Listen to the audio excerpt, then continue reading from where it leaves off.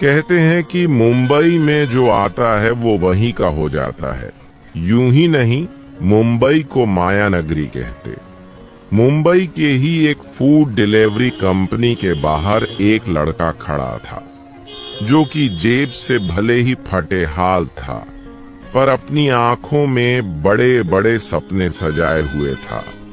ये लड़का कोई और नहीं, रुद्र सिंघानिया है। रुद्र नाम से भले ही अमीर हो, पर असल में तो मुंबई के सिटी यूनिवर्सिटी में पढ़ने वाला एक गरीब लड़का है, जो अपने रोजमर्रा के खर्चे निकालने के लिए और अपनी गर्लफ्रेंड साक्षी को खुश रखने के लिए फूड डिलीवरी बॉय का काम करता है। क्योंकि एक साक्षी ही है जिसे वो सबसे ज्यादा प्यार करता है। आज भी कॉलेज खत्म होने के बाद वो ऑर्डर की लिस्ट देखते देखते मन में सोच रहा था, आज मैं जल्दी जल्दी अपना काम खत्म कर लूंगा, क्योंकि कल साक्षी का बर्थडे है और उसके बर्थडे पर मैं उसे किसी अच्छी सी जगह पर डिनर के लिए लेकर जाऊंगा। यही सोचते हुए उसे एक ऑर्डर मिल गया। ये ऑर्डर 7 डेज होटल से था। इस होटल को लवर्स हेवन नाम से भी जाना जाता था। रुद्र को वहां जाने में थोड़ी हिचकिचाहट तो हो रही थी, पर फिर भी उसने ऑर्डर पहुंचाने के लिए अपना खटारा सा स्कूटर चालू किया और वहां चला गया। वो जैसे ही होटल के सामने पहुंचा, उसने अपनी स्कूटर को पार्क किया और होटल के अंदर जाने लगा। तभी उसे एक गुस्से भरी आवाज सुनाई दी, हे, तुम कौन हो और अंदर कहां गुस्से चले जा रहे हो? ये आवाज 7 डेज होटल के रिसेप्शनिस्ट की थी, जो कि रुद्र को वहां देखकर थोड़ा हैरान हो गई थी। जी, मैं यहां खाना पहुंचाने आया हूं। रूम नंबर 31 से ऑन ऑर्डर है, रुद्र ने रिसेप्शनिस्ट काउंटर के पास जाकर कहा।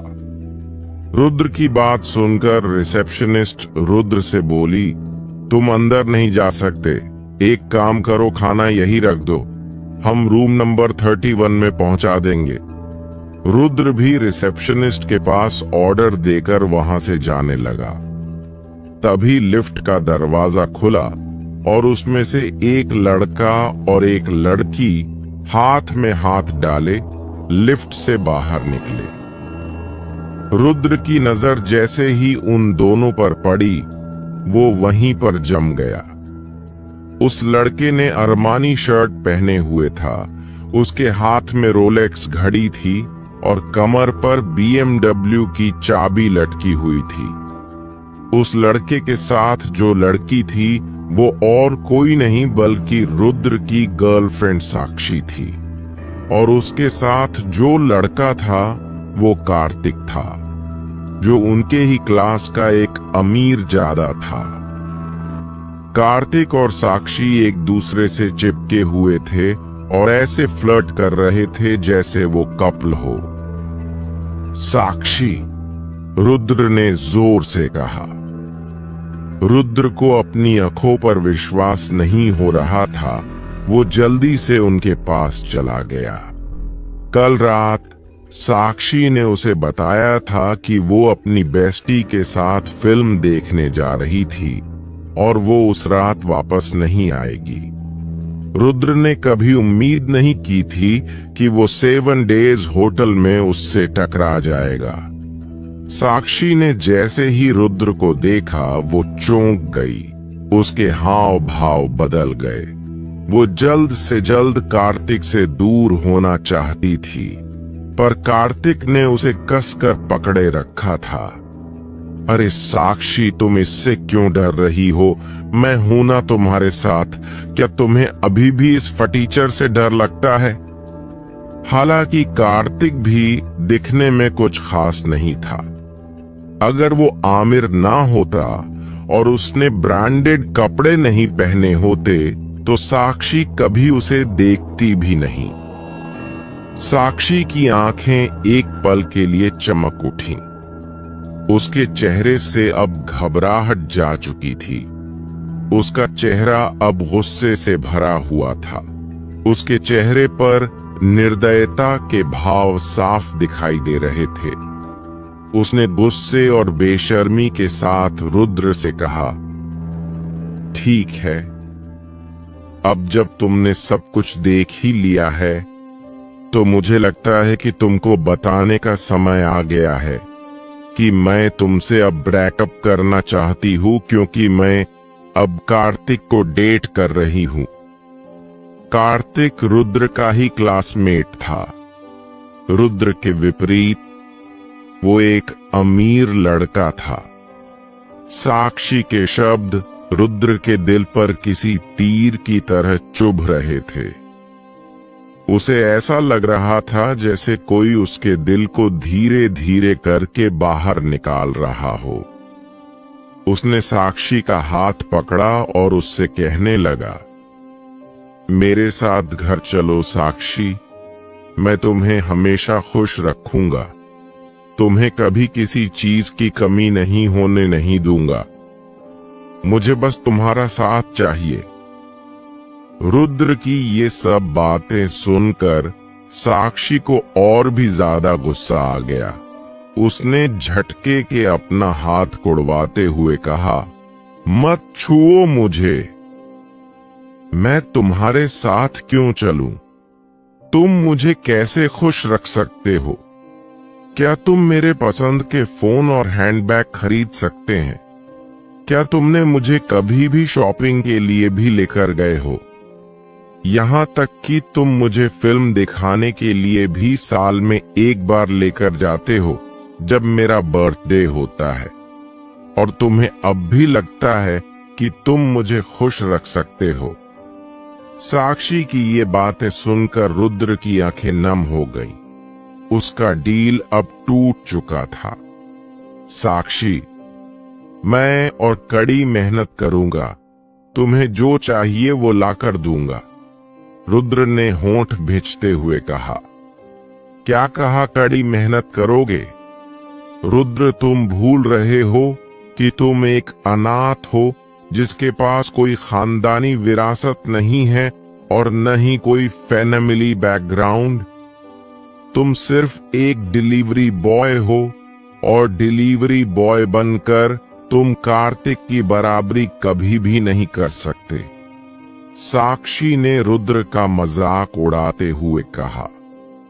रुद्र अब पूरी तरह से टूट गया था।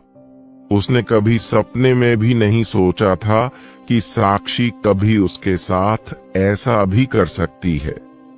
वो तो उसे अपना सब कुछ मानता था। अरे तू अभी तक यही खड़ा है? तूने सुना नहीं कि साक्षी तेरे साथ नहीं जाना चाहती? और तू क्या चाहता है? तेरे साथ आकर साक्षी भी फूड डिलीवरी करे? कार्तिक ने उसे ताना मारते हुए कहा। मैं भी तुम्हें काफी दिनों से ये बताना चाहती थी कि तुम मेरे लायक हो ही नहीं, और आज के बाद मेरे पीछे आने की सोचना भी मत। साक्षी ने रुद्र को देखते हुए कहा। उसने एक प्यारी मुस्कान के साथ कार्तिक को देखा और कहा, चलो बेबी, यहां से चलते हैं। मैं यहां अब किसी से बात नहीं करना चाहती। साक्षी ने कार्तिक के हाथ में हाथ डाला और वहां से जाने लगी। तुझ जैसा फटीचर आदमी प्यार के लायक ही नहीं है। तूने सोच भी कैसे लिया कि साक्षी जैसी लड़की टूस जैसे एक डिलीवरी बॉय से प्यार करेगी? ये सपने देखना बंद कर और जाकर अपना काम कर। कार्तिक ने जाते जाते रुद्र से कहा और होटल से बाहर खड़ी अपनी BMW में बैठ गया। साक्षी और कार्तिक दोनों ही अब वहां से चले गए थे, पर रुद्र अभी भी पार्किंग में ही खड़ा था। वो अंदर से टूट गया था। उसे पहली बार अपने गरीब होने पर पछतावा हो रहा था। उसे गुस्सा, दर्द, निराशा, अकेलापन ये सारे भाव एक साथ महसूस हो रहे थे। साक्षी, क्या गरीब होना सच में गुनाह है? क्या तुम मुझे इसीलिए छोड़कर चली गई क्योंकि मैं गरीब हूं? काश मैं अमीर होता तो शायद तुम मेरे साथ होती। रुद्र के मन में यही सारी बातें चल रही थीं। वो जोर जोर से रोना चाहता था। उसकी आंखें पूरी तरह से नम थीं। वो बार बार खुद की गरीबी को कोस रहा था। रुद्र ने खुद को संभालते हुए अपने सिर को नीचे किया और हाथ की मुट्ठियां भींच ली। उसने अपनी मुट्ठियों को इतनी जोरों से बंद किया था कि उसके नाखून उसके हथेली में धंसने लगे और उसके हाथ से खून बहने लगा। रुद्र और साक्षी दोनों ही कॉलेज में मिले थे। वो जब मिले थे तब साक्षी एक मासूम सी लड़की थी। रुद्र को यकीन नहीं हो रहा था कि ये वही साक्षी है जिसे उसने अपना सब कुछ माना था। रुद्र ने भी साक्षी को नहीं रोका, क्योंकि वो भी जानता था कि कार्तिक का और उसका कोई मुकाबला नहीं। कार्तिक उससे कई ज्यादा आमिर है।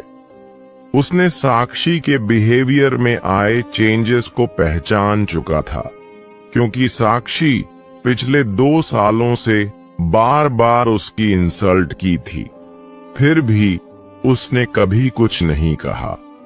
उसकी बजाय वो कड़ी मेहनत करता था ताकि वो साक्षी को खुश रख सके, पर फिर भी उसने रुद्र को धोखा दिया। रुद्र ने अपना स्कूटर चालू किया और कॉलेज की तरफ जाने लगा। साक्षी, तुम्हें लगता है ना कि मैं तुम्हारे लायक नहीं हूं, लेकिन एक दिन माई तुम्हें एहसास दिलाऊंगा कि तुम ही मेरे लायक नहीं हो, रुद्र ने मन में ही सोचते हुए कहा, और उसके चेहरे पर एक चमक आ गई। रुद्र अब सिटी यूनिवर्सिटी आ गया था और कॉलेज के कैफेटेरिया में बैठा हुआ था।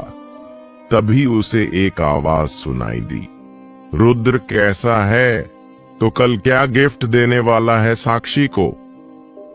ये आवाज उसके दोस्त ईशान की थी। उसकी ये बात सुनकर रुद्र का चेहरा उदास हो गया। ईशान ने जब उसकी तरफ देखा तो वो समझ गया कि जरूर साक्षी और रुद्र के बीच में कुछ हुआ है। उसने रुद्र से पूछा, क्या हुआ? कुछ प्रॉब्लम हो गई है क्या तुम दोनों के बीच? जिस पर रुद्र उसे सब कुछ बता देता है, जो सब सुनकर ईशान को भी बहुत बुरा लगता है। उदास मत हो यार, हर बुरी चीज के पीछे भी कुछ ना कुछ अच्छाई होती है।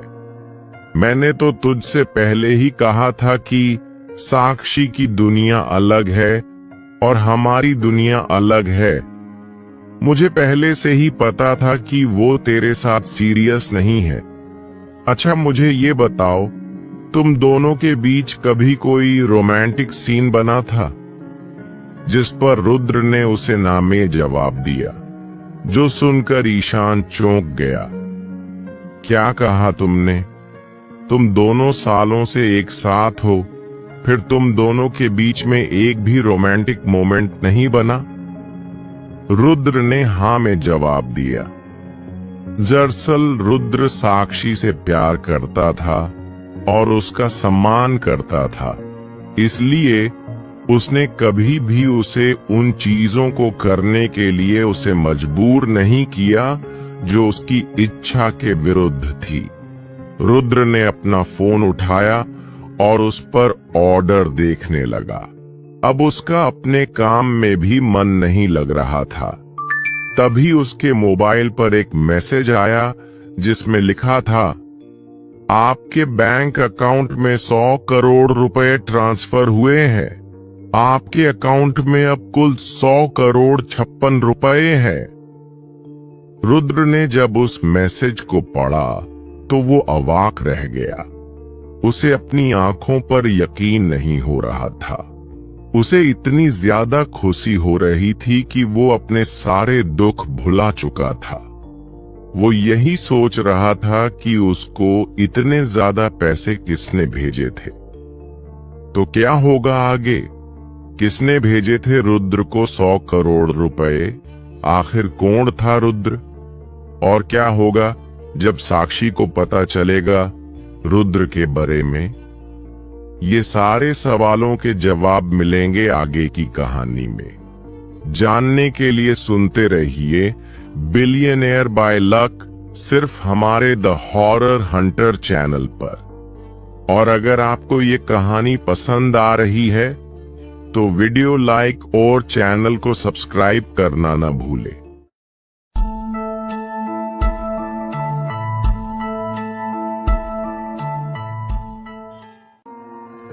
ईशान, मुझे कुछ काम याद आ गया है, मुझे जाना होगा। जैसे ही रुद्र ने अपने फोन पर फंड ट्रांसफर नोटिफिकेशन देखा तो वो अपना खाना खत्म किए बिना ही कैफेटेरिया से बाहर भाग गया। तभी उसका फोन बजने लगा। उसने जल्दी से उसे बाहर निकाला और जवाब दिया, हेलो, क्या मैं रुद्र सिंघानिया से बात करता हूं? फोन के दूसरी तरफ से एक आधेड़ उम्र के आदमी की आवाज सुनाई दी, जो सुनने में काफी गहरी और धीमी थी। जी, मैं ही रुद्र हूं। आप कौन बोल रहे हैं? रुद्र एक पल के लिए चौंक गया। दरअसल मैंने आपको ये बताने के लिए फोन किया है कि आपको खानदानी जायदाद विरासत में मिली है और इसी सिलसिले में आपसे मिलना चाहता हूं। क्या आप बता सकते हैं कि हम कब मिल सकते हैं? उस आदमी ने सम्मान पूर्वक रुद्र से पूछा। खानदानी जायदाद? तो आपने ही मुझे पैसे ट्रांसफर किए थे? रुद्र ने चौंकते हुए पूछा। हाँ, लेकिन ये 100 करोड़ रुपए आपकी संपत्ति का बस एक छोटा सा हिस्सा है। उसके अलावा भी बहुत सारी संपत्ति है जो विदेशों में इन्वेस्ट की हुई है, जिसे कुछ प्रोसीजर से गुजरना पड़ेगा ताकि मैं उसे आपको सौंप सकूं। 100 करोड़ रुपए बस एक छोटा सा हिस्सा है। लेकिन मैं तो अनाथ हूं, तो फिर मुझे खानदानी जायदाद कैसे मिली? रुद्र ने मन ही मन में कहा, मैं इसके बारे में आपको सभी जानकारी मिलने के बाद दूंगा। क्या आप मुझसे मिलने एम्पायर वर्ल्ड बिल्डिंग की 38वीं मंजिल पर आ सकते हैं? मैं आपको सब कुछ समझा दूंगा, उस आदमी ने कहा। रुद्र एक पल के लिए हिचकिचाया।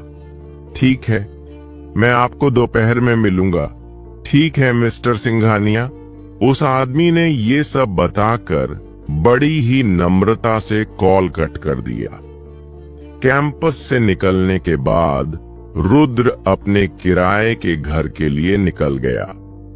दरअसल वो हॉस्टल में रहता था, पर डिलीवरी बॉय होने वजह से उसे कभी कभी देर रात भी ऑर्डर पहुंचाने के लिए बाहर जाना पड़ता था। पर हॉस्टल का गेट जल्दी बंद होने की वजह से उसे अब अलग 10 बाय 10 मीटर के किराए के कमरे में रहना पड़ता था। वो घर आया और थोड़ी देर झपकी ली, क्योंकि वो पिछली पूरी रात सो नहीं पाया था। और जब उसकी आंख खुली तब तक दोपहर के 1 बज चुके थे। वो जल्दी से तैयार हुआ और अपनी स्कूटर से एम्पायर वर्ल्ड बिल्डिंग और निकल गया। वो जब तक वहां पहुंचा तब तक 2 बज चुके थे। एम्पायर वर्ल्ड बिल्डिंग 68 मंजिल ऊंची थी। ये मुंबई में एक high and commercial office building थी। एम्पायर वर्ल्ड बिल्डिंग की ओपन एयर पार्किंग हर तरह की शानदार कारों से भरी हुई थी। एम्पायर वर्ल्ड बिल्डिंग में जाने वाले और बाहर निकलने वाले सभी कर्मियों ने सूट और चमचमाते जूते पहने हुए थे। दूसरी ओर रुद्र